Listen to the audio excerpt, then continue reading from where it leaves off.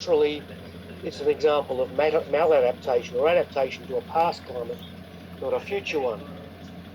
I'm a paleoecologist, so I have to show a pollen record, but this is a record of vegetation 100 kilometres to the west of me here over the last 200,000 years.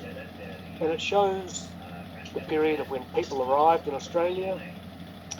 And you can see under grass and daisy, for the first 55,000 years of existence, they were living in a plain, not a forest. And the forests, eucalyptus in green, are really only 6,000 years old. So their fire burning practices are very recent relative to the 65,000 years of their history. So we need to explore adaptation measures that are ready for the future climate, not the climates of the past.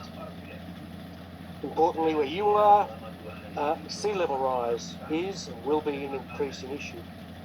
The embedded warming that I mentioned means that irrespective of scenarios, we will have sea level rise.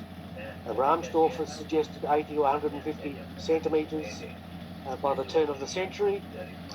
However, the last time we got to 450 parts per million, the sea level was 3 to 6 metres higher.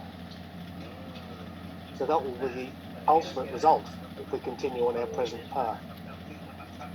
Adaptation to this will involve a staged retreat from many coastlines at considerable cost, but it requires planning now because we're already 20 years into this century.